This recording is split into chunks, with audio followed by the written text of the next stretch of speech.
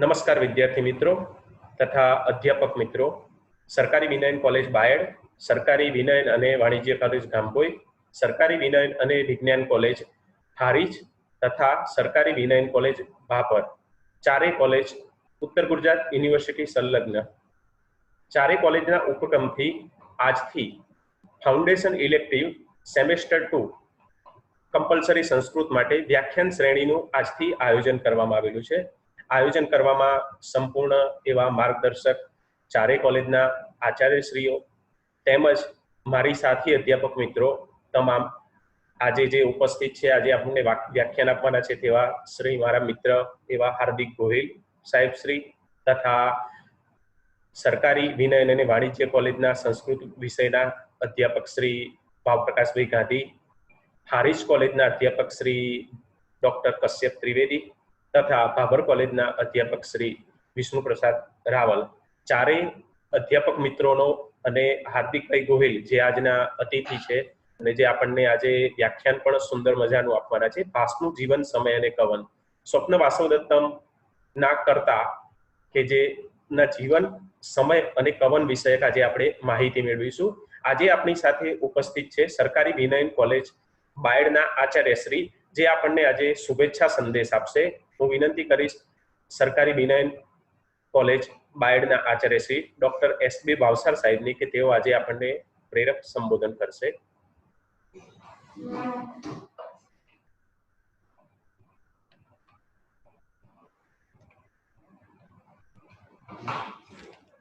सुप्रभात।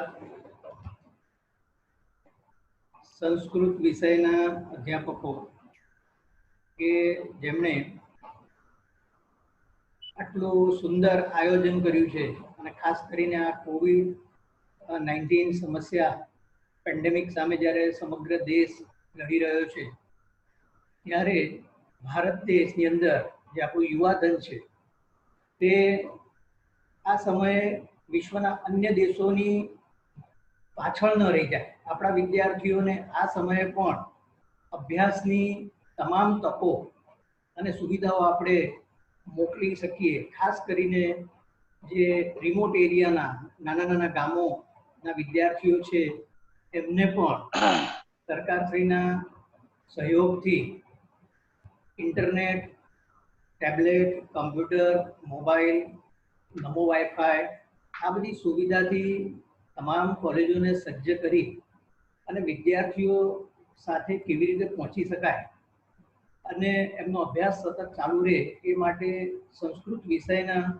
સરકારી કોલેજોના જે અધ્યાપકો છે શ્રી સુનિલભાઈ પ્રજાપતિ સરકારી વિજ્ઞાન કોલેજ બાયડ, ભાવપ્રકાશભાઈ ગાંધી, ડૉક્ટર કશ્યપ ત્રિવેદી જે આ કોલેજની સ્થાપના સમયે આ જ કોલેજની અંદર અધ્યાપક હતા, પ્રોફેસર વિષ્ણુ પ્રસાદ રાવલભાઈ અને હાર્દિક ગોયલ સાહેબ કે જેઓ આજે રાજકોટથી આજનું વ્યાખ્યાન આપવા માટે જોડાયા છે। આ તમામ મિત્રોને, યંગ પ્રોફેસર્સને એમણે જે આ ઇનિશિયેટિવ લીધો છે એ અન્ય વિષયના અધ્યાપકો માટે પણ પ્રેરણાદાયી છે। આવા પ્રયત્નોથી આપણી એજ્યુકેશન સિસ્ટમ મજબૂત થશે। સરકારનો જે અને યુજીસીનું જે ગાઈડલાઇન્સ છે, યુનિવર્સિટીના આપણા વાઇસ ચાન્સેલર શ્રી વોરા સાહેબે હમણાં છેલ્લો એક વેબિનાર થયો એમાં ઉલ્લેખ કરેલો કે નવા શૈક્ષણિક સત્રમાં 50% વધુ વ્યાખ્યાનો આપણે આ કોવિડ સમય દરમિયાન ઓનલાઈન આપીને આપણી શિક્ષણ પ્રણાલીને મજબૂત રાખીશું।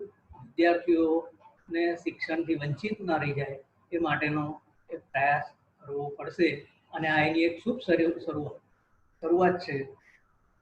બહુ જ દિલથી આ મિત્રોનો આભાર માનું છું અને વધુમાં વધુ વિદ્યાર્થીઓ આ વ્યાખ્યાનોનો લાભ લે અને નિષ્ણાત અધ્યાપકો દ્વારા એક સુંદર પીપીટી સ્વરૂપે આજે રજૂ કરાય છે। આવું જ અન્ય વર્ગો એટલે કે સેકન્ડ યર અને થર્ડ યરના સેમિસ્ટરના વિદ્યાર્થીઓ જે અભ્યાસક્રમ છે એ મુજબના પણ વ્યાખ્યાનો આ પ્રોફેસરો શરૂ કરે અને જે અધ્યાપકો ગ્રાન્ટીનેડ કે ગવર્મેન્ટ કોલેજના અન્ય હોય એઓ પણ જુદા જુદા વિષયની અંદર આ જ પ્રકારે એક સિરીઝ સ્વરૂપ કરે એવી અભ્યર્થના સાથે અને આશીર્વાદ આપું છું આ યંગ પ્રોફેસરોને કે તેઓ દેશને આ ટેકનોલોજીના માધ્યમથી એક નવી દિશા તરફ લઈ જઈ રહ્યા છે અને આપણા દેશને આ મહામારી સામે આપણે લડત આપીએ છીએ. આ એનું એક સફળ એક પ્રયોગ છે.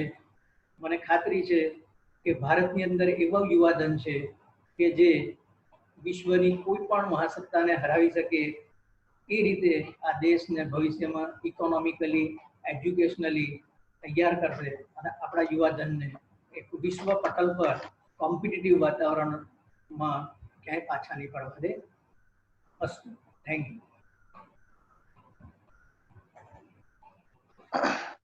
ઓકે, થેન્ક યુ સાહેબ. હું આજે ઉપસ્થિત જે વ્યાખ્યાન આપવાના છે હાર્દિકભાઈ ગોહિલ એ સાહેબશ્રીને વિનંતી કરીશ કે તેઓ તેમનું વ્યાખ્યાન શરૂઆત કરે.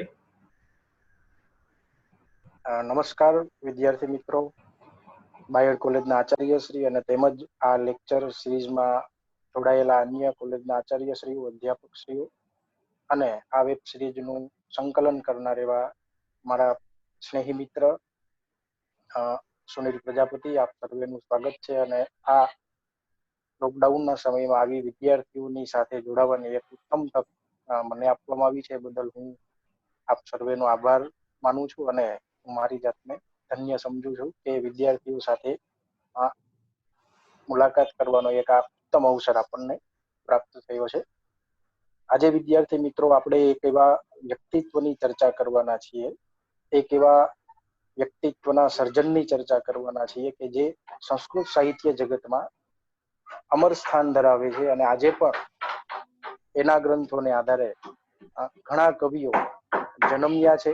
ઘણા કવિઓએ એના ગ્રંથનું પ્રતિબિંબ, એના વિચારનું અનુસરણ પણ ઘણા કવિઓએ કર્યું છે. આ એ જમાનાનો કવિ છે મિત્રો કે જે જમાનામાં નામ નહીં પણ સર્જન એ બ્રાન્ડ ગણાતું હતું, એ સર્જન એ વ્યક્તિત્વની ઓળખ ગણાતું હતું. એવા સમયના આ ભાસ કવિ છે. આજનો જમાનો અલગ છે. આજના જમાનામાં સર્જન કરતા નામ એ વધારે બ્રાન્ડ હોય છે અને એ નામના આધારે માણસ ઓળખાય છે. અને એ જમાનામાં સર્જનને આધારે માણસ ઓળખાતો હતો. ભાસ એમાંનું એક એવું વ્યક્તિત્વ છે. લગભગ ઈસવીસન પૂર્વેની પહેલી સદીના સમયગાળા આજુબાજુમાં થયેલા વ્યક્તિત્વ છે. આજે આપણે આ ભાસના જીવન વિશે, એના ગ્રંથોને આધારે આપણને પ્રાપ્ત માહિતીને આધારે એના જીવન વિશેની, એના કવન વિશેની થોડીક ચર્ચા આપણે આજે કરવાના છીએ. કોઈ પણ કવિ કે સાહિત્યકાર વિશે જ્યારે ચર્ચા કરવી હોય તો બે મુખ્ય આધાર હોય છે. એક છે એના ગ્રંથને આધારે પ્રાપ્ત માહિતી અને અન્ય ગ્રંથોમાંથી મળતા સંદર્ભોને આધારે પ્રાપ્ત માહિતી, એટલે બાહ્ય આધાર અને આંતરિક આધાર. આપણે આ બંને આધારોને ધ્યાનમાં રાખીને ભાસની ચર્ચા કરવાના છીએ. ભાસ શબ્દ જ એ તેજસ્વીતાનું પ્રતીક છે અને સાહિત્ય જગતનું એ સૂર્ય કહી શકાય એવું એનું અદ્ભુત વ્યક્તિત્વ છે. કારણ કે રામાયણ અને મહાભારત જેમ અન્ય ગ્રંથો માટે ઉપજીવ્ય ગ્રંથ બની રહ્યા છે, એ જ રીતે ભાષના ગ્રંથો પણ અન્ય ગ્રંથોને માટે ઉપજીવ્યનું કામ કરી શક્ય એવા સમર્થ ગ્રંથો આ ભાષે આપણને આપ્યા છે અને ભાષ આ સાહિત્ય જગતનું સૂર્ય છે. હવે આવું વ્યક્તિત્વ છે એટલે સ્વાભાવિક છે કે એના જીવન વિશે ઘણી બધી લોકકથાઓ, દંતકથાઓ, કિંવદંતીઓ પ્રચલિત થાય. કારણ કે આ એ જમાનાનો કવિ છે કે જ્યારે નામ ગૌણ હતું અને સર્જન મુખ્ય હતું. એટલે ક્યાંય પણ એને પોતાના અંગત વ્યક્તિગત જીવન વિશે એને બહુ ઓછી માહિતી આપી અને આપણી સામે એ પોતે આવ્યા છે. ઘણી બધી દંતકથાઓ છે, એમાંથી બે ત્રણ ધ્યાનમાં લેવા જેવી અને વિદ્યાર્થીઓને પ્રશ્નમાં પણ ઉપયોગી થાય એવી દંતકથાઓની આપણે આજે ચર્ચા કરીશું. એક દંતકથા છે ભાસની ધાવક સંદર્ભમાં. હર્ષવર્ધનના 3 નાટકો છે અને એવું મનાય છે કે આ હર્ષવર્ધને પોતે ન લખીને આ ધાવક નામના કોઈ અન્ય કવિ પાસે લખાવ્યા અને પછી હર્ષવર્ધનના નામે આ 3 નાટકો પ્રસિદ્ધ થયા, જેના નામ છે રત્નાવલી, પ્રિયદર્શિકા અને નાગાન. અને વિદ્વાનો એવું કહે છે કે આ ધાવક એ જ ભાસ છે, એવી પણ એક ચર્ચા કેન્દ્ર સ્થાને છે. આ ચર્ચાને થોડુંક આમ કહેવાય ને આપણને સહયોગ આપવાનું કામ રાજશેખરના એક કવિ વિમર્શના સંદર્ભમાં આપણને પ્રાપ્ત થાય છે. એ શ્લોક એટલો છે કે આપણને કહી શકે છે કે એ ધાવક છે એ ભાસનું વિશેષણ છે, એ સ્પષ્ટ રીતે આપણે જોઈ શકીએ છીએ. કારણમ તુ કવિત્વસ્ય ન સંપન્ન કુલીનતા ધાવકો અપી હિ યહ યદ્ભાસઃ કવિનામ અગ્રીમો અભવત. કવિત્વમાં ન સંપત્તિ કે કુલીનતા એ કારણ નથી હોતું. ધાવક કે જે પછી ભાસના નામે પ્રસિદ્ધ થયા એવી આ સ્પષ્ટતા કરે છે. એટલે ધાવક પોતે જ, અને ધાવક શબ્દ એ ધોબીના કામ કરનારા વ્યક્તિ માટે વપરાતો એ જમાનાનો શબ્દ છે. ધાવતી એ અર્થમાં છે. રાજશેખરની દંતકથા બીજી છે કે જે ભાસના અન્ય નાટકો છે તેમાંના બધા જ નાટકો પરીક્ષા કરવા માટે જ્યારે પરીક્ષકોએ બધા ગ્રંથો અગ્નિમાં નાખ્યા ત્યારે સ્વપ્ન વાસવદત્ત બચી ગયું. સ્વાભાવિક છે કે આ દંતકથા છે. ત્યારબાદ એક પૃથ્વીરાજ વિજય ટીકાની એક દંતકથા છે જેમાં પણ ભાસ અને વ્યાસ વચ્ચે સ્પર્ધા થઈ, અને આ બંનેમાંથી કોના શ્રેષ્ઠ નાટકો છે એ સિદ્ધ કરવા માટે એ પણ અગ્નિમાં નાખવામાં આવ્યા. અને એ જમાનામાં ભાસનો એક વિષ્ણુ ધર્મ નામનો ગ્રંથ બચી ગયો. પણ આ દંતકથા એટલું બધું કોઈ મહત્વ ધરાવતી નથી, કારણ કે વ્યાસ અને ભાસ વચ્ચે કોઈ સમયનું સંયોજન યોગ્ય રીતે ન થઈ શકતું નથી. ત્યારબાદ છે ઘટકર્પર વિશેની દંતકથા. આપણે જે ધાવક શબ્દ કે ધાવક વિશેની જે દંતકથા આગળ જોઈ એ જ સંદર્ભમાં આ એક થોડીક વધારે મહત્વની છે. આ કથા મુજબ વિક્રમના દરબારમાં નવરત્ન પૈકી એક ઘટકર્પર કવિ પણ હતા, અને એમના દ્વારા લખાયેલા કાવ્ય એ યમકથી ભરેલ હતું. અને જો કોઈ કવિ કાવ્ય રચનામાં આને હરાવશે, એટલે કે આ ઘટકર્પર કવિને હરાવશે, તો પોતે ઘડાની ઠીકરી વડે એના ઘરે પાણી ભરશે. અને આ ઘટકર્પર જ એ ભાસ હતા, એ આ દંતકથા સિદ્ધ કરે છે. આ સ્વાભાવિક એના જીવન વિશે પ્રચલિત એવી દંતકથાઓ છે. ત્યારબાદ આપણને અન્ય પણ એના ગ્રંથોને આધારે માહિતી પ્રાપ્ત થાય છે. જ્ઞાતિ બ્રાહ્મણ હતા એવું આપણને સ્પષ્ટ થાય છે, કારણ કે એ રાજાશાહીના જમાનાનો કવિ હતો. સ્વાભાવિક રીતે ઘણા એવું પણ કહે છે કે ધોબી એવી સામાન્ય જ્ઞાતિમાંથી પછી એને વિદવત્તા પ્રાપ્ત કરી અને આ ભાસ એવા નામે પ્રસિદ્ધ થયો. જેવી રીતે વાલિયામાંથી વાલ્મીકીનું સર્જન થયું, કંઈક એવી રીતે આનું પણ સર્જન થયું. એટલે થોડી ઘણી સામ્યતા એ ચર્ચાનો વિષય બને છે. ધાવક એ જ ભાસ, પણ એવું ન વિચારીએ તો પણ ધાવક શબ્દને આપણે ભાસના વિશેષણ તરીકે પણ જોઈ શકીએ છીએ. ત્યારબાદ ધર્મ એ વૈષ્ણવ હતો, કારણ કે ભાસે એના પ્રાપ્ત નાટકોમાં ઘણી બધી જગ્યાએ દશાવતાર માંથી મુખ્ય વામન, વરાહ છે, નરસિંહ અવતાર છે, એ બધા અવતારોની સ્તુતિ કરી છે એના નાંદી શ્લોકમાં. ત્યારબાદ એના નિવાસ વિશેની પણ ચર્ચા છે કે એ ઉત્તર ભારતનો નિવાસી હશે, કારણ કે ભાસના દરેક નાટકોમાં ભરત વાક્યની અંદર હિમાલય વિંધ્ય કુંડલામ એવું એક કોમન વાક્ય આપણને પ્રાપ્ત થાય છે. એટલે ઉત્તર ભારતના ઘણા બધા સ્થળો એને પોતાના વર્ણનમાં એના નાટકોના અન્ય સ્થળમાં પણ એને સમાવેશ કર્યો છે. ત્યારબાદ એ રાજદરબારી કવિ હશે અને એક મહાન વિદ્વાન કે જે ઘણા બધા શાસ્ત્રનો જાણકાર હતો, એવો આ એક કવિ છે, અને જેના વિશે આપણે આજે પરિચય મેળવી રહ્યા છીએ.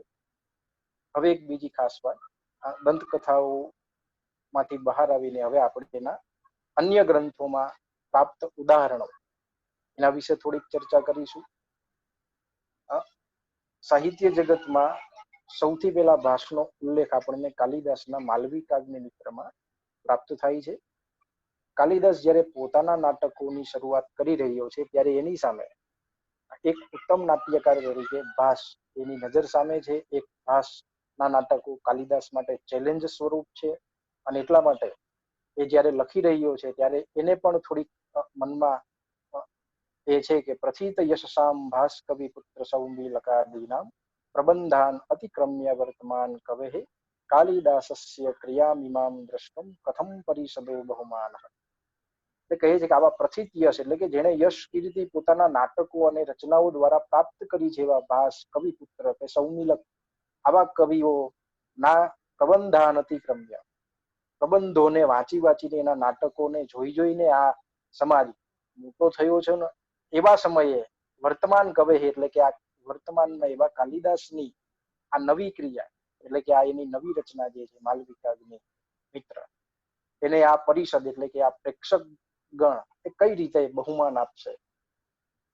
કારણ કે જ્યારે એક એવો ડાયરેક્ટર એક એવો નાટ્યકાર પોતે પોતાના નાટકોની રચનાથી સમાજમાં પ્રસિદ્ધ થયો હોય અને જ્યારે એક નવો નાટ્યકાર પોતે પોતાનું સ્થાન જમાવવા જતો હોય ત્યારે સ્વાભાવિક એ જે દ્વિધા હોય એ દ્વિધા આપણને કાલિદાસના નાટકોમાં જ્યારે એ ઉલ્લેખ કરે છે ત્યારે સ્પષ્ટ જોવાય છે. અને કાલિદાસના ગ્રંથોમાં કાલિદાસ ઉપર પણ ભાસનો ઘણો પ્રભાવ રહ્યો છે.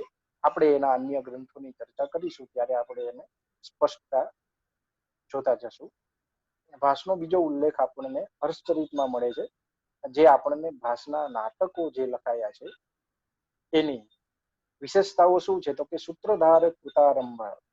ભાસના બધા નાટકો સૂત્રધારથી આરંભ પામે છે.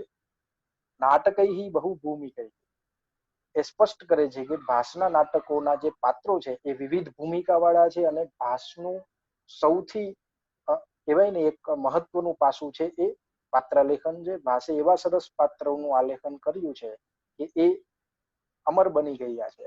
કોઈના મુખે તમને ઉદયન વાસવદત્તાનું નામ સાંભળવા મળે, ચારુદત્તનું નામ સાંભળવા મળે, તો આ ભાસના ચરિત્ર ચિત્રણની વિશેષતા છે કે એને આવા પાત્રોને પ્રસિદ્ધ કર્યા છે. એટલે એ એનું ઉર્ધ્વીકરણ અથવા એક કેરેક્ટરિસ્ટિક કરવાની જે એની પદ્ધતિ છે એ બહુ વિશેષ છે. એ આપણને આ શ્લોકમાંથી જોવા મળે છે.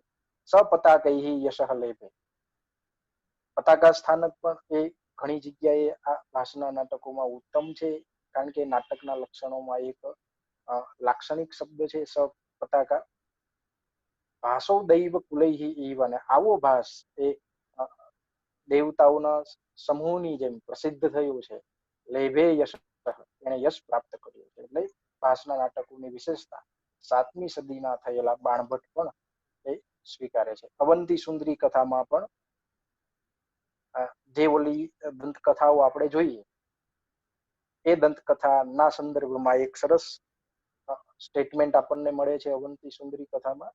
પરેતઃ અપી સ્થિતઃ ભાસઃ શરીરૈહિ ઈવ નાટકૈહિ. એટલે કે શરીર રૂપે હાજર ન હોવા છતાં પણ ભાસ અત્યારે નાટક રૂપી શરીરથી આપણી વચ્ચે છે એવી, અને શરીર રૂપી નાટકોથી ભાસ એ આપણી વચ્ચે આજે રહેલો છે અને એટલે જ એ અમર છે. અને સાહિત્ય જગતમાં કવિ એ પોતાની કૃતિઓ દ્વારા જ અમર થતો હોય છે.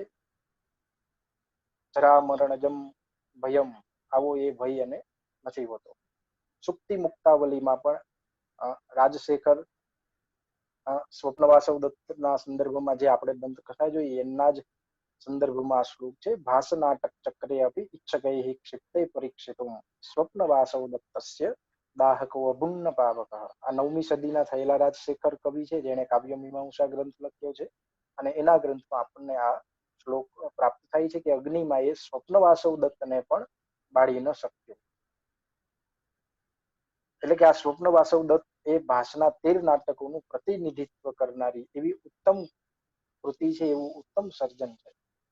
ત્યારબાદ જયદેવે પ્રસન્ન રાઘવમાં ભાસની અન્ય વિશેષતા રજૂ કરી છે. ભાસના નાટકોમાં હાસ્ય રસનું પણ એટલું સરસ રીતે નિરૂપણ કર્યું છે અને તેથી જ કવિતા કામિનીનું હાસ્ય એ ભાસને આવું સરસ સંબોધન કરીને એને એક ઉપનામ આપ્યું છે.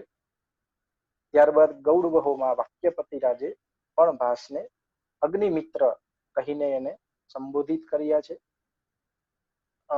ત્યાર પછી પણ અન્ય ઘણા સાહિત્ય ગ્રંથોમાં આપણને ભાસના ઘણા બધા ઉલ્લેખો પ્રાપ્ત થાય છે. વધારે એની ચર્ચા આપણે નથી કરતા, છતાં પણ એના અમુક નામો આપણે જોઈ લઈએ. અશ્વઘોષ, વામન, ભામહ, અભિનવગુપ્ત, શારદા તનય, ભોજદેવ, રામચંદ્ર, ગુણચંદ્ર અને સાગર નંદી વગેરે આ ભાસનો ઉલ્લેખ કરે છે.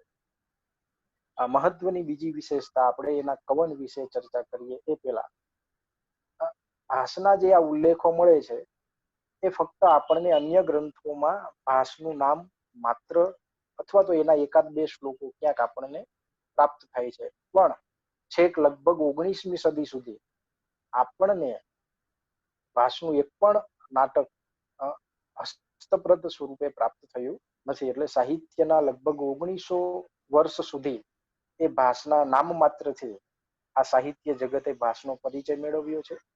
હવે આપણે એની ચર્ચા કવનને આધારે કરીએ. ભાસના 13 નાટકો એ રૂપકના જ પ્રકાર છે. એટલે રૂપકનું પ્રયોજન ભરત મુનિએ નાટ્યશાસ્ત્રમાં બતાવ્યું છે કે આ રૂપકનું સર્જન શા માટે થયું છે. તો એના થોડાક પ્રયોજનો એને બતાવ્યા છે. દુખાર્તાનામ, શ્રમાર્તાનામ, શોકાર્તાનામ, તપસ્વીનામ વિનોદ જનનમ લોકે નાટ્યમેતદ ભવિષ્યતિ. એટલે કે દુખીઓ, શ્રમ કરીને થાકેલા એવા, અન્ય બીજી સમસ્યાઓથી શોક પામેલા તપસ્વીઓને માટે આ મનોરંજનનું સાધન એ નાટ્યમેતદ ભવિષ્યતિ. એટલે આ રૂપકનું પ્રયોજન ભરત મુનિએ આપણને સ્પષ્ટ કર્યું છે. આ તો એક લક્ષણ ગ્રંથકાર હતા, પણ જ્યારે કોઈ કવિ નાટક વિશે ચર્ચા કરે તો એ કેવી હોઈ શકે એનું ઉત્તમ ઉદાહરણ આપણને કાલિદાસ પાસેથી પણ પ્રાપ્ત થાય છે કે આ નાટક એ કેવું છે. તો એક સરસ વાક્ય છે, દેવાનામ ઇદમ આમનંતે મુનયઃ ક્રાંતમ ક્રતુમ ચાક્ષુષમ. એટલે કે દેવતાઓ અને મુનિઓએ આ રૂપકને એટલે કે આ નાટકને નેત્ર યજ્ઞ કહ્યો છે. અને પણ નેત્ર યજ્ઞ કેવો છે? કાંતમ, રમણીય એવો નેત્ર યજ્ઞ કર્યો છે. અને એ નેત્ર યજ્ઞની વિશેષતા શું છે? તો કે ત્રૈગુણ્યોદ્ભવમત્ર લોકચરિતમ નાના રસમ સમારાધનમ. એટલે કે 3 ગુણથી ઉત્પન્ન થયેલું આ વિશિષ્ટ પ્રકારનું લોક જે ચરિત છે, લોકચરિત, અને એ કેવું છે? નાના રસમ, વિવિધ રસનું અનુભવ કરનારું છે. અને એના સમારાધન માટે એટલે કે એના આરાધન માટે, એને પ્રસન્ન કરવા માટે ભિન્ન રુચેર જનસ્ય, વિવિધ પ્રકારના રુચિ ધરાવનારા માણસોને માટે નાટ્યમ એકમ સમારાધનમ. એ જમાનામાં નાટક એટલે કે આ રૂપક એકમાત્ર મનોરંજનનું સાધન હતું. પણ મિત્રો થોડીક વધારે ઊંડી રીતે વિચારીએ તો આપણને ખ્યાલ આવે કે શું ફક્ત મનોરંજન માટે જ આ રૂપકનું સર્જન થયું છે કે અન્ય પણ ઘણા પ્રયોજનો છે? મમ્મટે આ પ્રયોજનોની ચર્ચા એના કાવ્ય પ્રકાશમાં પણ કરી છે. કાવ્યના કયા કયા પ્રયોજનો હોઈ શકે? ભરત મુનિના ને આ જે ઉલ્લેખો જોયા એમાં ફક્ત મનોરંજન એ એક જ પ્રયોજન આપણને પ્રાપ્ત થાય છે, પણ મમ્મટ આપણને 6 પ્રયોજનો આપે છે. કવિ યશસે કૃતે વ્યવહાર વિદેશ વિતરક્ષતયે કાંતા સમિતયોપદેશયુજે સદ્ય પરિનિવૃત્તયે. 6 પ્રયોજનો છે. વ્યવહાર જ્ઞાન મળે છે આપણને જ્યારે, અને આવો એક મહાકવિ અથવા આવો એક ઉત્તમ નાટ્યકાર આપણને એનું સર્જન જ્યારે કરતો હોય તો મનોરંજન સિવાય પણ એના ઘણા હેતુઓ સ્વાભાવિક રીતે હોય છે ને આપણે એ પણ સમજવા પડે. કારણ કે મનોરંજન માત્ર એ જીવનનું લક્ષ્ય નથી હોતું. એ લક્ષ્યની સાથે સાથે આપણને બીજા પણ ઘણા સંદેશ આપણને એ કવિ પોતાની રચના દ્વારા આપતા હોય છે. ભાસના નાટકોની શોધ સર્વપ્રથમ આપણને 1912માં ત્રિવેન્દ્રમના વિદ્વાન શ્રી ગણપતિ શાસ્ત્રીએ કરી, અને આ બધા જ ગ્રંથો મલયાલમ લિપિમાં લખાયેલા હતા. આ નાટકો પછીથી ત્રિવેન્દ્રમ નાટકો અને ભાસના નાટકો તરીકે પણ ઓળખાયા. એટલે લગભગ આપણે 1912માં સૌથી પહેલી વખત ભાસના કવનના પરિચયમાં આવ્યા એમ આપણે કહી શકીએ. ત્યારબાદ 941માં સૌરાષ્ટ્રના ગોંડલના રાજવૈદ્ય એક હતા જીવરામ કાલિદાસ શાસ્ત્રી, એ યજ્ઞફલ નામનું નાટક પણ ભાસના નામે એમણે પ્રસિદ્ધ કર્યું હતું. તો આવા 2-3 ઉલ્લેખો છે કે જે ભાસના નાટકોના પરિચયમાં આપણને ઉપયોગી થાય એવા છે. એટલે ભાસનું સર્જન જ એ ભાસનો પરિચય આપણને કરાવી આપે છે. આ નાટકોની શરૂઆત કરીએ એ પહેલા આપણે થોડીક એ ભાસ કેવા પ્રકારનો કવિ છે, એની આઈડિયોલોજી, એની વિચારધારા કેવી છે એની થોડીક ચર્ચા કરીએ. ભાસ એ સંવેદનશીલ કવિ છે, કારણ કે એને ઉર્મી પ્રધાન કવિ કહી શકાય એવો સમર્થ છે, કારણ કે એના ઘણા શ્લોકો ઉર્મી કાવ્ય કહી શકીએ એવા પ્રકારના સંવેદનશીલ શ્લોકો પણ એણે લખ્યા છે. ક્રાંતિકારી કવિ છે, કારણ કે એને ઘણા બધા નાટકના કે રૂપકના જે લક્ષણો ભરત મુનિએ કે અન્ય પછી કાવ્ય શાસ્ત્રીઓએ આપ્યા છે એ ઘણા બધા નાટકના નિયમોને અતિક્રમીને એને નાટકની રચના કરી છે, એના રૂપકોની રચના કરી છે. એટલે એક ક્રાંતિકારી કવિ પણ આપણે એને કહી શકીએ. લગભગ આમ સમકાલીન કહી શકાય એવા ભાસ અને ભરતમુનિ બંને આજુબાજુના, એટલે સ્વાભાવિક રીતે છે કે ભરતમુનિના નાટ્યશાસ્ત્રનો પ્રભાવ આપણને આ ભાસના રૂપકોમાં કદાચ ઓછો જોવા મળે, એ પણ હોઈ શકે. એટલે ક્રાંતિકારી કવિ છે. સાથે સાથે એને ક્રાંતિકારી કવિ એટલા માટે કહીએ છીએ કારણ કે એને જે ઉપેક્ષિત પાત્રો છે સાહિત્ય જગતમાં એવા, અને સમાજમાં પણ જે નિમ્ન પાત્રો છે અથવા સામાન્ય કોટીના છે એવા પાત્રોને અને એવા વ્યક્તિત્વને ભાસે પોતાના નાટકના નાયક તરીકે કે નાયિકા તરીકે એને સ્વીકાર્યા છે અને એક નવીન રીતે સમાજને એની સામે મૂક્યા છે. ઉત્તમ નાટ્યકાર છે કારણ કે નાટક લખનારાઓ માટે આ પ્રેરણારૂપ બને એવા ભાસ છે અને એને ઘણી બધી વિશેષતાઓ એના નાટકોમાં આપણને આપી છે. નવીન દૃષ્ટિનો કવિ છે એટલા માટે કે ભાસ એક ખરાબમાં પણ સારું જોઈ શકે એવો સમર્થ, એટલે પોઈન્ટ ઓફ વ્યૂ એનો સાવ ડિફરન્ટ છે, પોઝિટિવ છે. અને એટલા માટે જ દુર્યોધન છે, ગણિકા એવી વસંત સેના છે કે રાક્ષસીનો પુત્ર એવો ઘટોત્કચ છે, આવા પાત્રો એને લીધા છે અને એમાં રહેલી વિશેષતાઓ એને આપણી સામે મૂકી છે. એટલે એ રીતે પણ નવી દૃષ્ટિનો કવિ કહી શકીએ આપણે. ચરિત્રકાર છે.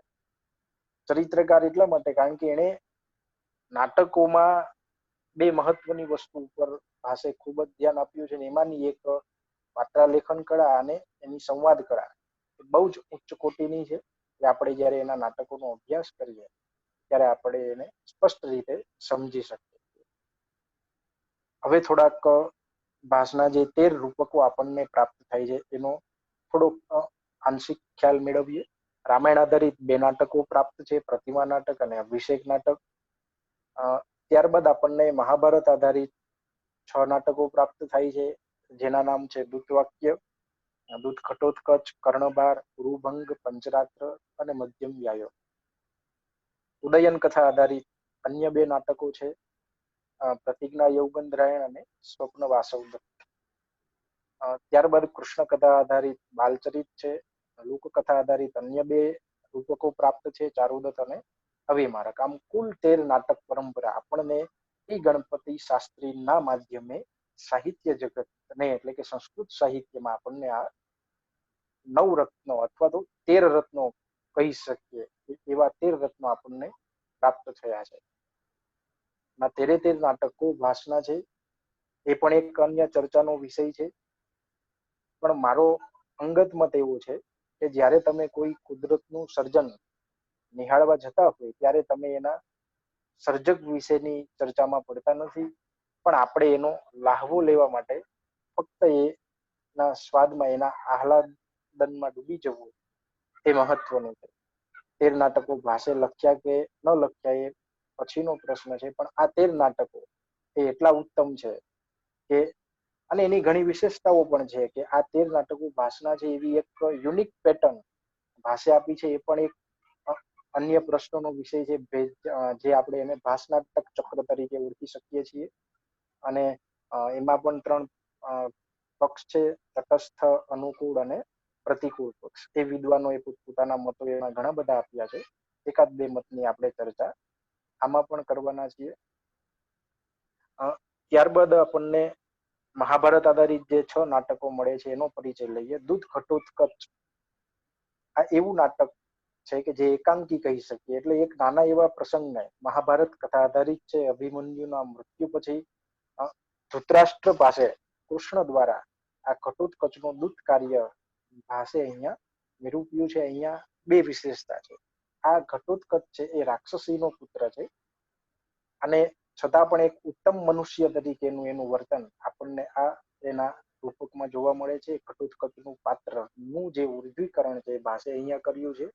દુર્યોધનએ ઘટોત્કચનો સંવાદ પણ એક ઉત્તમ કક્ષાનો સંવાદ છે અને એક 2 યોદ્ધાઓને સાચે એવો આ સંવાદ ભાસે અહીંયા લખ્યો છે. પંચતંત્રનો એક શ્લોક મને યાદ આવે છે એમાં અને ભર્તૃહરિનો પણ જો કે શ્લોક છે એ મનુષ્ય રૂપેણ મૃગા ચરંતિ યેષામ ન વિદ્યા ન તપો ન દાનમ જ્ઞાનમ ન શીલમ ન ગુણો ન ધર્મ તે મર્ત્ય લોકે ભુવિ ભારભૂતા મનુષ્ય રૂપેણ મૃગાહ ચરંતિ.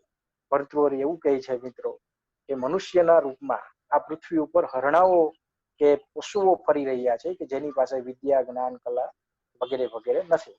પણ જયારે ભાસના નાટકોનો તમે અભ્યાસ કરો તો ત્યાં મિત્રો તમને એ વિશેષતા આંખે ઉડીને વળગશે એવી છે કે ભાસના નાટકોમાં આવા સામાન્ય પાત્રો રાક્ષસી પાત્રો પણ મનુષ્યનું જેવું આચરણ કરે છે, એટલે કે રાક્ષસાહા માનુષ રૂપેણ ચરંતી, એ પ્રકારની સિદ્ધિ એ ભાસની કલમની છે. એટલે ભાસની કલમમાં જો આવા દુર્જનો પણ આવી જાય છે તો સજ્જનો બની જાય છે.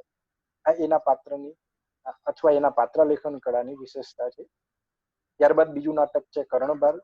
આ કર્ણભાર શબ્દમાં એનું જે પદ લાલિત્ય છે એ પણ એટલું સરસ છે. કર્ણનો માનસિક ભાર એટલે પણ કર્ણભાર, અને કર્ણના કવચ કુંડળ પણ હવે એને ભારરૂપ લાગે છે એટલે પણ કર્ણભાર, એવું સરસ શીર્ષક ભાસે પસંદ કર્યું છે.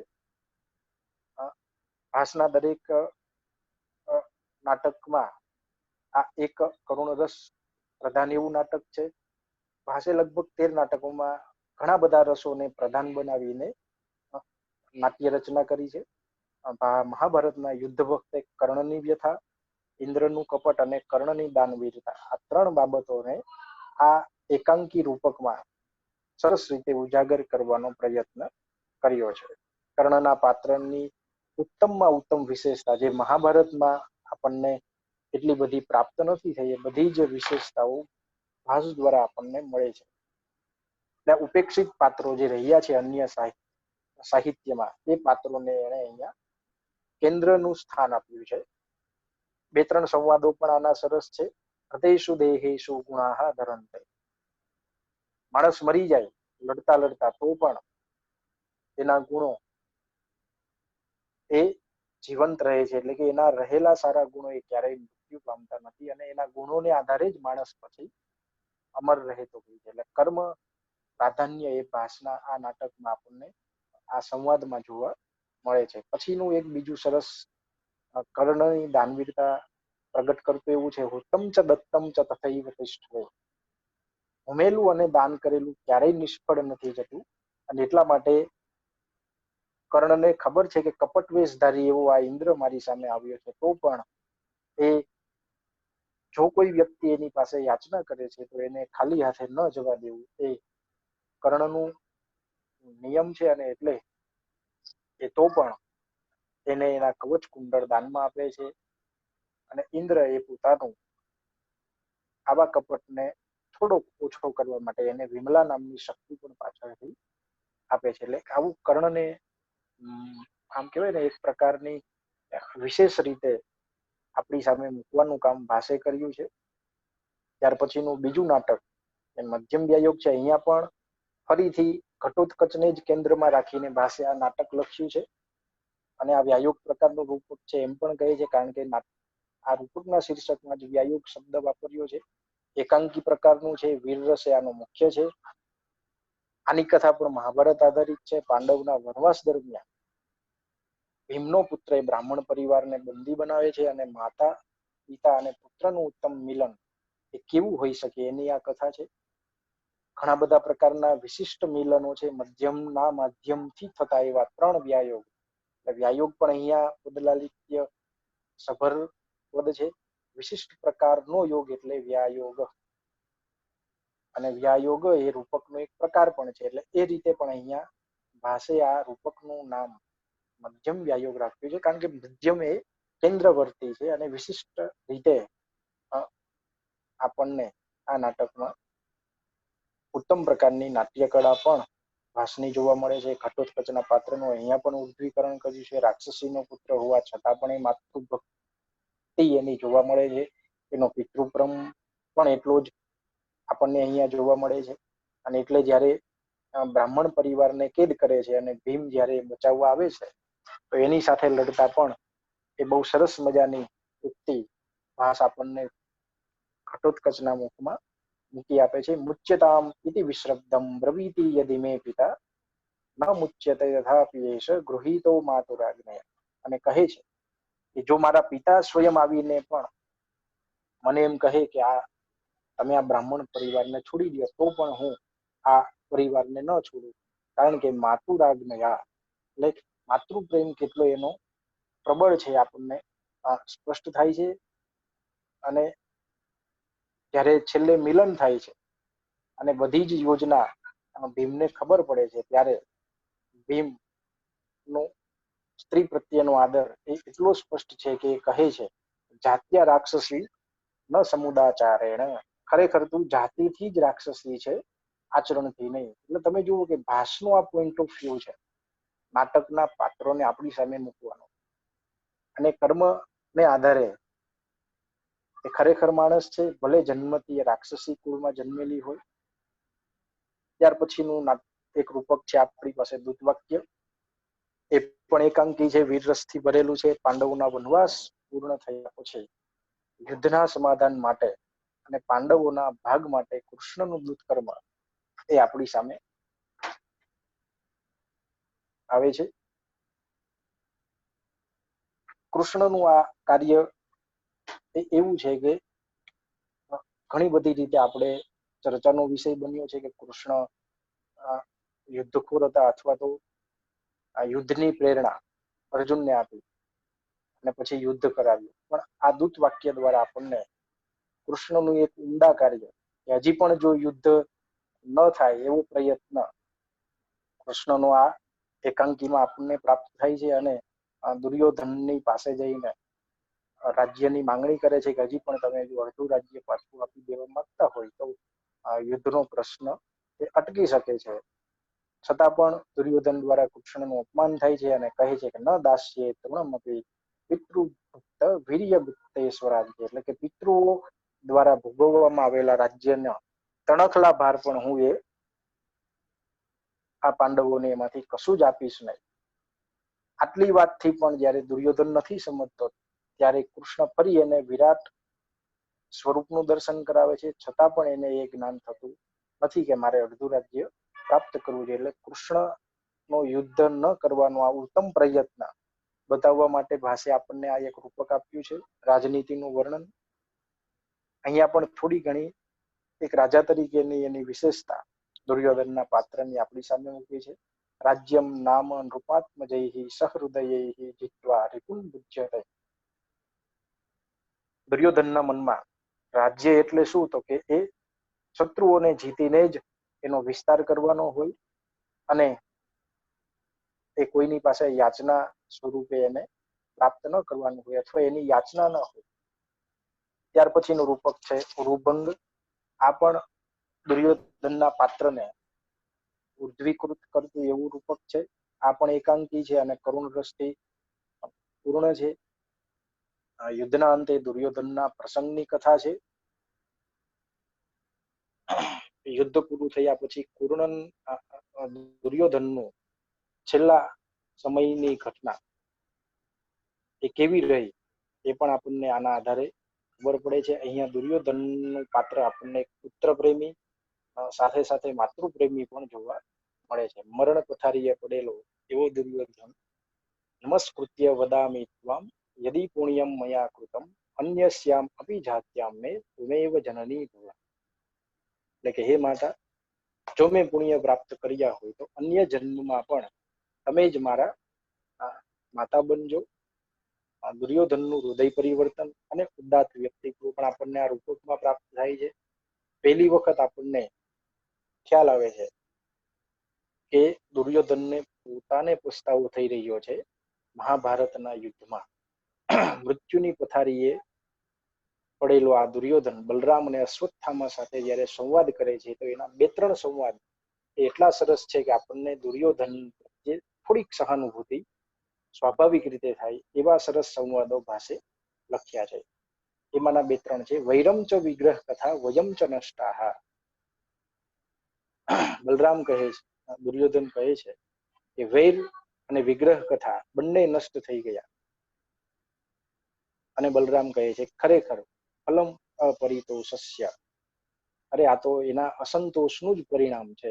અહો વૈરમ પશ્ચાતાપ સંવૃત્ત. ખરેખર વેર સ્વયં જાણે કે પશ્ચાતાપમાં પરિણમ્યું હોય. એ પ્રકારનું દુર્યોધનનું વ્યક્તિત્વ આપણી સામે સ્પષ્ટ થાય છે. પછીનું છે પંચરાત્ર, કે જે ત્રિઅંકી નાટક છે, વીરરસથી ભરેલું છે અને સમૌકાર પ્રકારનું આ રૂપક છે. 5 રાત્રિમાં પાંડવોની ઓળખાણ અને દ્રોણની શરત પ્રમાણે પાંડવોને અર્ધારાજ્યની પ્રાપ્તિ એ મુખ્ય કથા છે. વિરાટ નગર ઉપર આક્રમણ અને ગોગ્રહણ વગેરે અન્ય ઘટનાઓથી રસભર્યું આ નાટક છે. દુર્યોધનના પાત્રનું પણ ઉર્ધ્વીકરણ થયું છે. ઉત્તમ રાજવી અને યોદ્ધા છે, અને એટલે એ યુદ્ધખોર છે. એટલે તો એ કહે છે કે રણોત્સવમ ઇમમ સહસા વિચિંત્ય હૃદયમ મે સહર્ષમ પ્રાપ્તમ. એ કહે છે કે રણોત્સવ એટલે કે યુદ્ધની વાત સાંભળીને જ મારા મનમાં એક આનંદ પ્રાપ્ત થાય છે. શકુને અને દુર્યોધનના સંવાદમાં તેનું પાત્ર એક ઉત્તમ શિષ્ય તરીકે આપણી સામે ઉપસી આવે છે. ભલે ગુરુએ મને છેતર્યો તો પણ હું વચન પાલનથી ન કરી શકું. ગુરુ કરતલ મધ્યે તોયમ આવર્જિતમ મે ભવતો નૃપ જલમ તત્સત્યમ અપી ઈચ્છામિ કરતું. એટલે કે ભલે ગુરુએ મને છેતર્યો હોય તો પણ હું આ દક્ષિણા રૂપે પાંડવોને ઓળખાણ પ્રાપ્ત થશે તો એને અડધું રાજ્ય ફરી પાછું આપી દે છે. એટલે ગોગ્રહણ એ પણ આ નાટકનો સરસ પ્રસંગ છે, અને એક સરસ યોજના સભર એવું અને મહાભારતની કથામાં થોડુંક પરિવર્તન કરીને આપણી સામે ભાષે આ રૂપક મૂક્યું છે. ત્યારબાદ છે ઉદયન કથા આધારિત 2 નાટકો છે. પ્રતિજ્ઞા યોગંધરાયણ, જે 4 અંકનું છે અને શૃંગાર રસથી ભરેલું છે. સ્વપ્ન વાસવદત્તની પૂર્વ કથા એટલે જ પ્રતિજ્ઞા યોગંધરાયણ એમ કહેવું હોય તો પણ આપણે કહી શકીએ. આ નાટકમાં 2 અપહરણ છે. પ્રદ્યોત દ્વારા ઉદયનનું અપહરણ અને અંતમાં વાસવદત્તાનું અપહરણ. એટલે કે પ્રતિજ્ઞા યોગંધરાયણમાં યોગંધરાયણ મંત્રી, ઉદયન રાજા, છેલ્લે નાટકના અંતમાં વાસવદત્તાને ત્યાંથી લઈને વત્સ દેશમાં આવી જાય છે. યોગંધરાયણની રાજાને છોડાવવાની પ્રતિજ્ઞા છે. કપટ કરીને જ્યારે પ્રદ્યોત રાજાએ ઉદયનને પકડી લીધા તો એને એના રાજ્યમાંથી કઈ રીતે મુક્ત કરાવવા. ત્યારબાદ છે વાસવદત્તા સાથે ઉદયનને મુક્ત કરાવવાની પ્રતિજ્ઞા. એટલે 2 પ્રતિજ્ઞાઓ યોગંધરાયણ મંત્રીએ લીધી હોવાથી ભાષે આ નાટકનું શીર્ષક પ્રતિજ્ઞા યોગંધરાયણ રાખ્યું છે. કારાવાસમાં વીણાની સાક્ષીએ બંનેના પાત્રનો પ્રણય પ્રભાવ થાય છે. રાજાને બદલે મંત્રી એવા યોગંધરાયણના પાત્રનું ઉર્ધ્વીકરણ કર્યું છે, કારણ કે નાટકમાં નાયકનું કામ જે છે એ યોગંધરાયણ મંત્રીએ બહુ સરસ રીતે રજૂ કર્યું છે. સ્વપ્ન વાસવદત્ત નાટક એની ચર્ચા હું તમારી સામે બહુ નહીં કરું અત્યારે, કારણ કે આવનારા સમયના જે બીજા અન્ય અધ્યાપક મિત્રો દ્વારા લેક્ચર લેવાના છે આ નાટકના આધારે જ છે. એટલે આપણે થોડોક એનો આંશિક ખ્યાલ મેળવી લઈએ. 6 અંકનું એવું આ રૂપક છે, નાટક છે. શૃંગાર રસથી ભરેલું છે. સંઘર્ષ, પરાક્રમ અને વ્યથાસભર એવું આ ઉત્તમ નાટક છે. ભાસના 13 નાટકનું પ્રતિનિધિત્વ કરી શકે એવું આ નાટક છે. પ્રથમ અંકમાં 2 પ્રસંગ છે, વાસવદત્તા ન્યાસ અને બ્રહ્મચારી પ્રસંગ.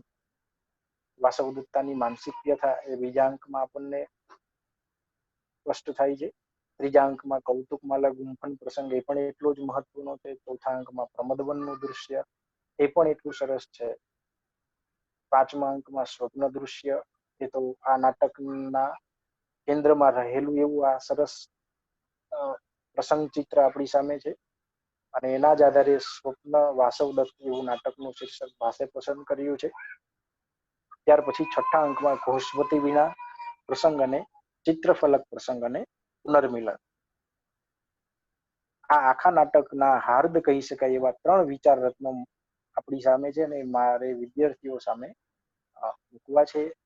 તેમાંનો છે એક બ્રહ્મચારી પ્રસંગમાં બ્રહ્મચારીના મુખે ઉદયન અને વાસવદત્તાનો પ્રેમ કેવો છે એને પ્રગટ કરતો આ સરસ મજાનો શ્લોક છે કે નૈવેદાનીમ તાદૃશા ચક્રવાકા નૈવાપી અન્યે સ્ત્રી વિશેષૈર્વિયુક્તાઃ ધન્ય શાસ્ત્રીયામ તથા વેત્તિ ભરતા ભર્તુર સ્નેહાથી દગ્ધા અપી અદગ્ધા. એટલે કે પતિ પ્રેમ છે એ આજે પણ જીવંત છે, એટલે કે અદગ્ધ છે, સળગી હોવા છતાં પણ ખરેખર ધન્ય સ્ત્રી છે કે જેને પતિ આજે આવી રીતે યાદ કરી રહ્યો છે.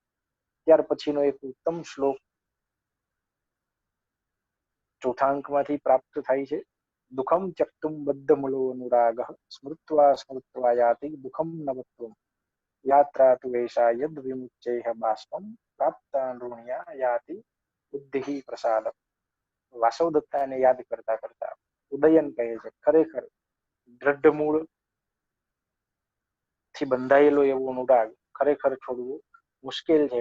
યાદ કરી કરીને નવો જ થાય છે અને એટલા માટે માણસ એ કાં તો અશ્રુ સારીને એમાંથી એ દુઃખને ઓછું કરે છે અને ફરીથી બુદ્ધિ પ્રસાદને પામે છે. અને છઠ્ઠા અંકમાં આપણને જ્યારે ઘોષવતી વીણા પ્રાપ્ત થાય છે ઉદયનને, એ સમયે પણ ફરી એને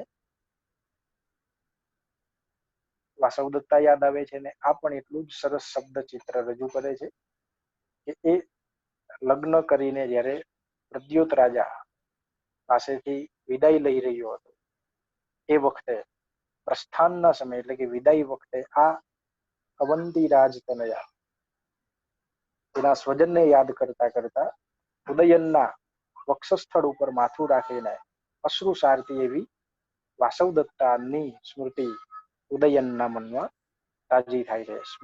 સ્મરામી અવંત્યાધિપતેઃ સુતાયાઃ પ્રસ્થાન કાલે સ્વજનમ સ્મરંત્યાઃ બાષ્પમ પ્રવૃત્તમ નયનાંત લગ્નમ સ્નેહાન મમ એવ ઉર્વશી પાતયંત્યા. ત્યાર પછીના આપણને બે અન્ય રામાયણ આધારિત નાટકો પ્રાપ્ત છે. આ નાટકોમાં ખાસ એટલી બધી વિશેષતાઓ નથી, પણ છતાંય ઘણી બધી વિશેષતા એવી છે કે જે થોડીક આપણને ગમી જાય એવી છે. લગભગ રામાયણની કથાનું નાટ્ય રૂપાંતર કહી શકીએ એવા આ બે નાટકો છે, અભિષેક અને પ્રતિમા. છતાં પણ અહીંયા કૈકેયીનું પાત્ર પણ એટલું ઉપસાવી આપ્યું છે પ્રતિમા નાટકમાં. અભિષેક નાટકમાં 3 અભિષેકો કેન્દ્રમાં હોવાથી આનું નામ અભિષેક નાટક છે. સુગ્રીવનો અભિષેક, વિભીષણનો અને છેલ્લે રામનો અભિષેક. કિષ્કિંધા કાંડથી લઈને યુદ્ધ કાંડ સુધીની કથા અને વીર રસથી ભરેલું એવું આ નાટક છે. રામાયણના કેટલાક મહત્વના પ્રસંગોની કથા, જેવી કે વાલીવધ, હનુમાનનું લંકા ગમન, રામ રાવણનું યુદ્ધ, સીતા અગ્નિ શુદ્ધિ અને રામનો રાજ્યાભિષેક. રામનો અભિષેક, સુગ્રીવનો અભિષેક અને વિભીષણનો અભિષેક આ નાટકના કેન્દ્રવર્તી વિષય છે. ત્યારબાદ પ્રતિમા નાટક છે, 7 અંકનું છે. રામના વનગમનથી રામના રાજ્યાભિષેક સુધીની ઘટના છે, કરુણ રસથી ભરેલું છે. પ્રતિમા ગૃહ પ્રસંગ, ભાસની મૌલિકતા ત્યાંની વિશેષતા છે. રામાયણની કથાનું નાટ્ય રૂપાંતર છે, થોડા ઘણા ફેરફાર સાથે સમગ્ર કથા એ રામાયણમાંથી જ બેઠી લેવામાં આવી છે અને થોડાક ફેરફાર કરીને સુધારો વધારો કરવામાં આવ્યો છે. કૈકેયીના પાત્રનું વિદ્વીકરણ છે અને એક સરસ, જ્યારે દશરથ અને રામ રાજ્યાભિષેક જે થવાનો છે એ સમયે જ્યારે મળે છે અને પછી વનવાસ પ્રાપ્ત થાય છે, તો એ સમયની ઘડીને નાટ્યકાર એવા ભાષે બહુ સરસ રીતે નાના એવા શ્લોકાર્ધમાં આપણી સામે મૂકી છે. પિતુર મે ક્લેદિતૌ પાદૌ મમાપી ક્લેદિતમ શિરઃ. આવું સરસ પિતૃ પ્રેમ અને પુત્ર પ્રેમ આપણને એક જ નાના એવા શ્લોકમાં ભાસ આપણને સ્પષ્ટ કરે છે. ત્યાર પછીનું છે લોકકથા આધારિત અન્ય 2 નાટકો. આજે ભાસની કલ્પનાથી અને અન્ય કથા ગ્રંથોમાંથી થોડીક કથા લઈને ફેરફાર સાથે આપણી સામે આ મૂક્યા છે. ચારુદત્ત એ 4 અંકનું શૃંગાર રસથી ભરેલું નાટક છે. શુદ્રકના મૃચ્છકટિકનું આધાર સ્થાન કહી શકાય અને અપૂર્ણ એવી આકૃતિ છે. દરિદ્ર ચારુદત્ત અને વેશ્યા વસંત સેનાની પ્રણય કથા છે. સકાર પ્રતિનાયક, ધૂર્ત અને વાસનાસભર છે. ચારુદત્ત દરિદ્ર છતાંય દાનવીર અને જ્ઞાની છે. જ્યારે ગણિકાની થાપણ એવો હાર ચોરી થાય ત્યારે ચારુદત્ત પોતાની પત્નીનો હાર પણ આપી દે છે. સમાજના ઉપેક્ષિત એવા ગણિકાના પાત્રમાં રહેલ વસંત સેનાના પાત્રનું વૃદ્ધિકરણ એ આ નાટકની વિશેષતા છે. અહીંયા ગણિકા હોવા છતાં પણ વસંત સેના નિર્લોભી અને વાસનાહીન આપણને પ્રતીક થાય છે. મિત્ર વસંતક વિદૂષક એનું પણ સરસ પાત્ર આપણને આ નાટકમાં પ્રાપ્ત થાય છે. અને દાસ પ્રથાનું પ્રતીક એવો સજ્જલક આપણને પણ મળે છે. ત્યાર પછીનું રૂપક છે અભિમારક, 6 અંકનું છે અને ચમત્કારોથી અને ઘણી બધી રીતે આમ પરિકથા જેવું લાગે એવું આ સરસ વિવિધ રસોથી ભરેલું આ રૂપક છે. શૃંગાર રસ આનો મુખ્ય છે. કુંતી ભોજની, પુત્રી કુરંગી અને અવિમારક એટલે કે વિષ્ણુસેનની પ્રણય કથાને નિરૂપતું આ છે. અવિ નામના અસુરને મારવાથી અવિમારક એવું આ નામ પડ્યું છે. હાથીના ત્રાસથી કુરંગીને મુક્ત કરે છે. અહીંયા પણ આપણને બે સરસ વિચાર રત્નો પ્રાપ્ત થાય છે. કન્યા પિતૃત્વમ ખલુ નામ કષ્ટમ, કન્યા પિતૃત્વમ બહુવંદનીયમ. આ બે વાક્યનું પ્રતિબિંબિત અર્થ વિસ્તાર આપણને કાલિદાસના અભિજ્ઞાનમાં પણ જોવા મળે છે. હરિવંશ કથા આધારિત બાલચરિત છે, જે 5 અંક છે, વીરરસથી ભરેલ છે અને કૃષ્ણ જન્મથી લઈને કૃષ્ણના જીવન પર્યંત કથા એવું આ ઘટના પ્રધાન નાટક છે. અને અંતે વિદ્યાર્થી મિત્રો, ટૂંકમાં પરિચય આપણે આ 13 નાટકો મેળવ્યું. 13 નાટકોમાંથી આપણે સ્પષ્ટ રીતે જોવું હોય તો જોઈ શકીએ કે જે સુયોધન તરીકે ગુરુભંગ, પંચરાત્ર અને દૂત વાક્યમાં જે દુર્યોધનનું ચરિત્ર સૌવાનો પ્રયત્ન કરે છે એનો પ્રભાવ આપણને ભારવીના કિરાતાર્જુનીયમમાં જોવા મળે છે. દૂત વાક્યમાં જે કૃષ્ણની ભૂમિકા છે એવી જ ભૂમિકાને વધારે સારી રીતે આપણે માઘના શિશુપાલ વધમાં પણ જોઈ શકીએ છીએ. મહાભારતમાં જે સભાની અંદર જ શિશુપાલનો વધ થાય છે એની બદલે માઘના શિશુપાલ વધમાં એને યુદ્ધ માટે નિમંત્રણ આપવામાં આવે છે અને એના અપરાધોને સહન કરીને પછી એક રાજાને છાજે એ રીતે કૃષ્ણે શિશુપાલનો વધ કર્યો છે. તો આવા અન્ય કવિઓને માટે પણ કહેવાય ને આધારભૂત થઈ શકે એવા નાટકો ભાસે લખેલા છે. કરુણ રસથી ભરેલા એવા નાટકો થી પ્રેરણા લઈને ભૂભૂતિએ પણ ઉત્તરામ ચરિતની રચના કરી છે. એટલે તમે જુઓ કે ભાસનો કરુણ રસ પણ કેવું હોય તો કહી શકીએ. ભાસનું પાત્ર આલેખન પણ એટલું સરસ છે. અન્ય પણ કાલિદાસે જે 13 નાટકો લખ્યા, કાલિદાસે જે 7 નાટકો લખ્યા છે, 7 કૃતિઓ, એમાં પણ આપણને ભાસનો સ્વાભાવિક પ્રભાવ જોઈ શકીએ છીએ. ઘણા શ્લોકો એવા છે કે જે ભાસના નાટકોમાં લખાયેલા શ્લોકોની સાથે સામ્યતા ધરાવે છે અને વિશેષતા આપણને એટલે કે કાલિદાસના ગ્રંથોમાં પણ ભાસનું પ્રતિબિંબ સ્પષ્ટ રીતે આપણે જોઈ શકીએ છીએ. અને સ્વાભાવિક છે કે કાલિદાસ માટે ભાસ એક આદર્શ છે નાટ્યકાર તરીકે. એટલે એમાંથી ઘણું બધું ભાસનું જે કઈ છે એ કાલિદાસમાં ઉતરી આવ્યું છે અને એટલા માટે આપણને આ ભાસ એક ઉત્તમ નાટ્યકાર તરીકે, એક ઉત્તમ સર્જક તરીકે આપણી સામે પ્રસ્તુત થયા છે. એના 13 નાટકોનો ટૂંકમાં પરિચય આપણે મેળવ્યો. ઘણી બધી આવી વિશેષતાઓ છે પણ આપણી પાસે સમયની મર્યાદા હોઈને બને એટલું ટૂંકમાં આ ભાસની વિશેષતા અને એના નાટકોની વિશેષતા